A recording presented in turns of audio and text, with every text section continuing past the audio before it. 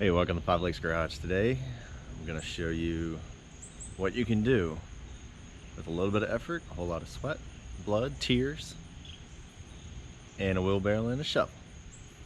So basically you can create all of this behind me just by using a shovel and a wheelbarrow. Now come with me and I'll show you how it's done.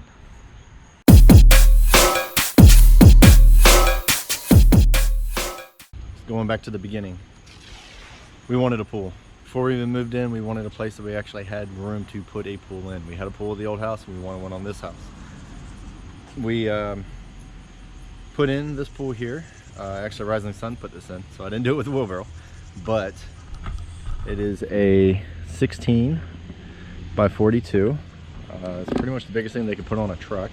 It is a fiberglass insert. Now the fiberglass inserts, if we were gonna go with gunite, they said that every 15 years or so you have to drain it, reseal it, at about a 15 to 20K bill every time. But now with the fiberglass inserts, they have a lifetime warranty on it. So scratching, sun bleach, spidering, all that stuff, they'll come out and fix it for free. Now there was a spot on the other side where there was a little hole where there was an air pocket in there. They came out and fixed it and it looks fantastic. I'll give them a lot of credit for that. It looks awesome. So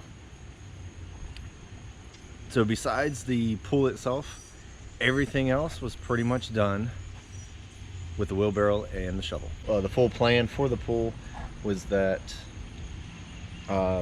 we were gonna have this entire setup in about 2 years. I'll set it up in a spreadsheet, because when I do stuff at work, I usually do it in quarters. Q1, put the pool in, put the fence in, and then the rest was just going to hold off until we can have the money saved up to be able to do it. It turned out that yeah, I got it done in 6 months. So 2 quarters, we pretty much did everything. It kind of snowballed all the way through, and we will get to some of the details for that. So we put this in. The concrete itself, we wanted to put this stamped concrete all the way across, but after talking with the concrete people, they said that when this gets wet, it gets very slippery, so we didn't want to do it all the way across, so we didn't do that. So we did about 18 inches, just kind of give it a little accent, and I think it looks pretty darn good. But yeah, let's go to the pumps. Okay, so this is pretty much my pump house. They set all the pumps up. It's a 2-stage pump. The sand filter is really heavy, and about every 5 years or so we're going to need to empty out all that sand and refill it. So this thing right here, there are 4x4s, one on each corner, and there are little clips right underneath here. We'll get a shot of. And basically you unhook all the clips and this entire side comes off. So does that side, so does that side, and the top. Everything comes off, and all you have is 4 posts sticking up, just so we can access all this stuff without having to hunch over. So that was the design about this. It's just 2x4s, some lattice work, and 4x4s, and it worked out pretty well. There's a funny story though. This door, I was in it one day, the wind blew, and the door shut while I was still inside. So I basically got locked in, and knowing how I designed it, I was able to get out because I popped the whole cover and then just dropped the whole front. But it was kind of nerve-wracking when I heard that click and thought I was locked in there for a second. But I was able to get out. So now I just leave it open. Okay, so one thing about the pool that we put in, it is a saltwater pool. It is so easy to maintain. It is absolutely ridiculous. You do still need to test the water for pH, hardness, make sure the chlorine is actually there. But with the salt, you look at your meter on the panel, and you want to keep it anywhere from 2,900 to 3,200 parts per million for salt. And the water will come through here, and underneath this cable here, there is a electrolysis module, a cell is what they call it. And all it does is create electrical current, so when the salt goes through, it actually chemically changes it to chlorine, and it just maintains it. You don't have to worry about pucks, you don't have to worry about powder.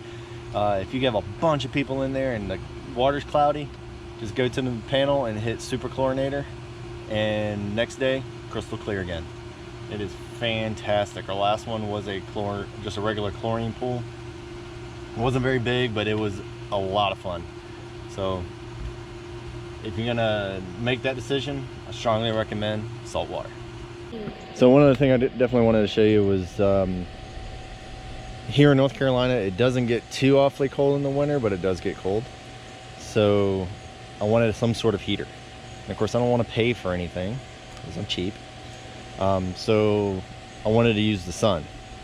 So what I did was I picked up a bunch of T's and a bunch of 1/2-inch line or PVC pipe, and actually put it inside of a black box.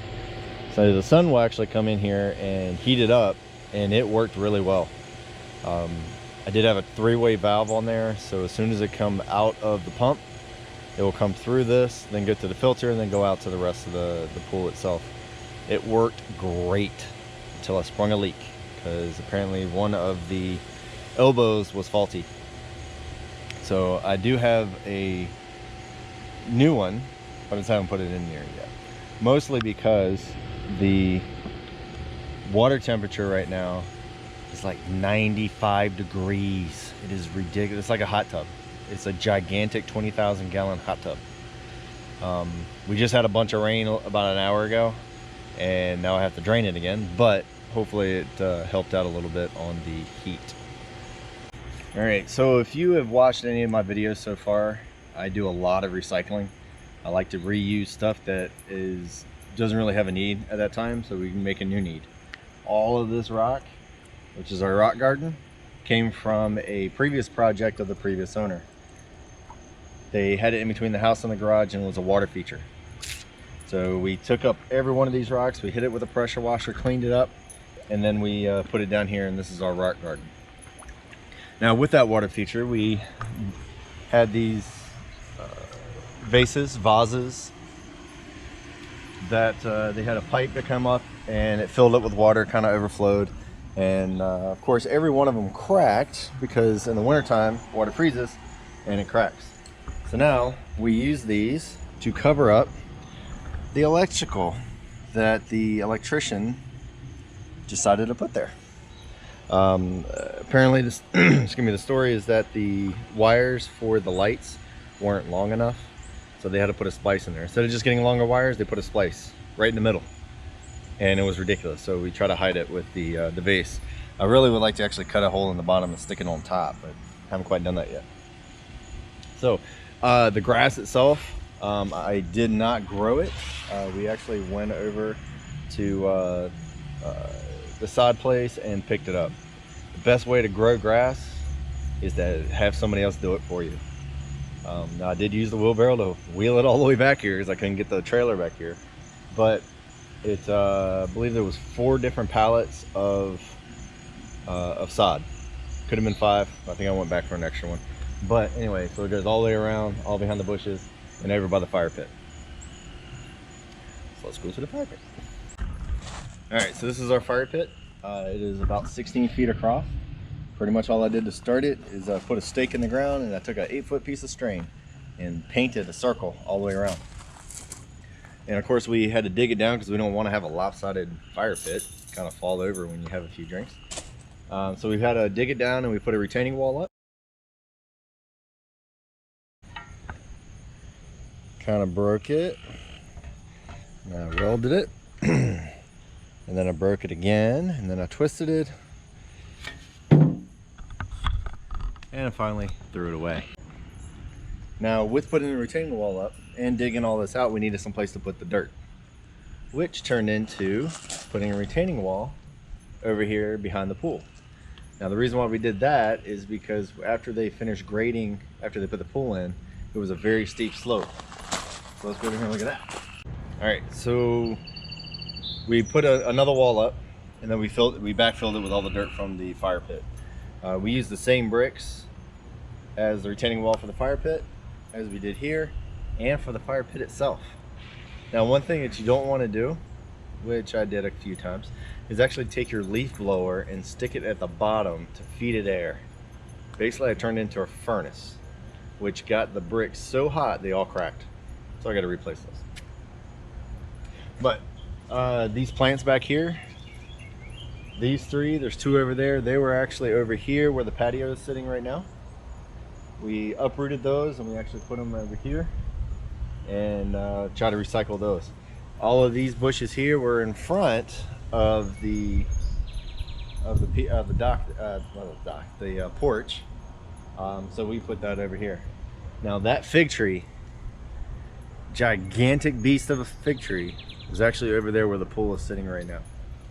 I picked that up with, I had to use a winch. I cut all the roots, hit it with the winch, and drug it all the way over here and put it in there. We did not think it was going to survive, but as you can see, it survived. So all of this is kind of a bushy natural area. Hey buddy. Okay, so once this was, we were looking at doing something right here. We needed something here to break it up. So I built a pergola. Now this pergola, or pergola if you're in Australia, each post is a 6x6. And they were originally, I want to say 16 feet tall. So the rest of that is deep into the ground. I used a post hole digger and got as deep as I can go, and then put about 120 pounds of concrete in each one, and then raised the ground up in order to fill it up to the retaining wall. So these guys are not going anywhere.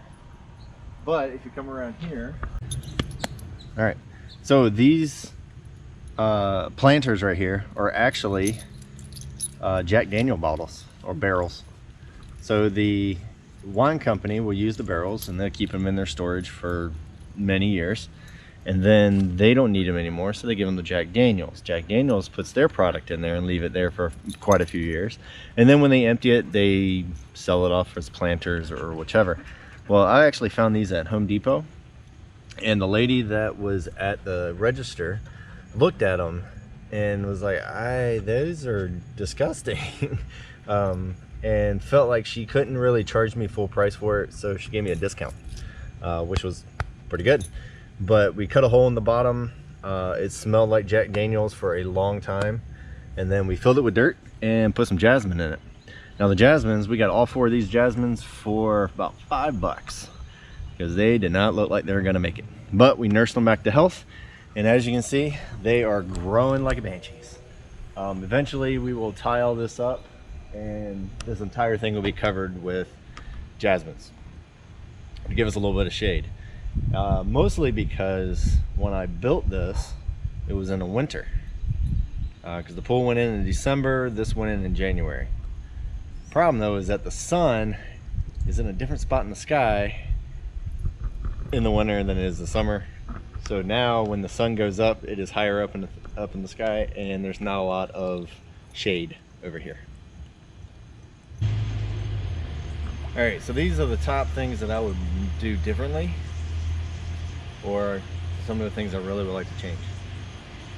Now when we put the pool in, Rising Sun was giving out a deal that if I was going to be the GM for the job, then they will knock like $3,500 off the bill.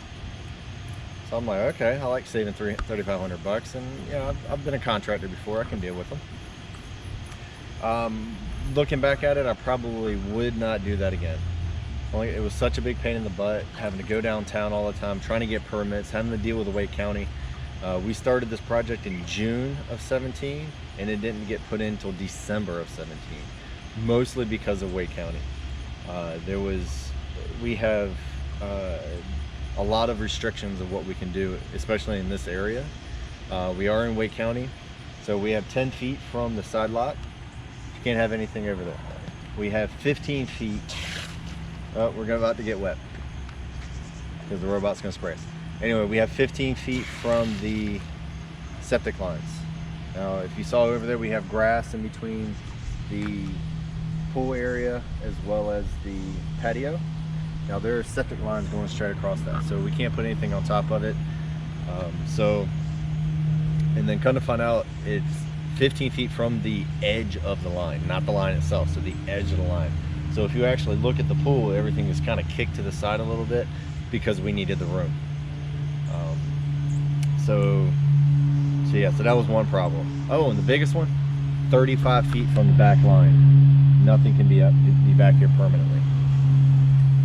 So if you look at it, it's like 200 and some feet all the way down, 35 from that, you can do the math. That is a lot of square footage that is wasted. So that's just the way it is. The next neighborhood over could be something different. So,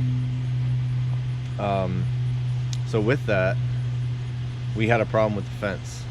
Now, I was gonna put the fence in, but the people who put the concrete in said, hey, we'll cut you a deal if we put the fence in. I think they just really needed the work, because after I did the math, buying the materials and all that stuff, it was only gonna be a couple $100 difference. I was like, sure, absolutely, go ahead and do it. Kind of ran into a few problems with that. The back line, we found both of the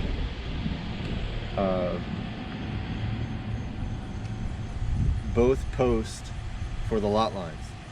I ran a string from one side to the other. They had to move the string in order to move the berm.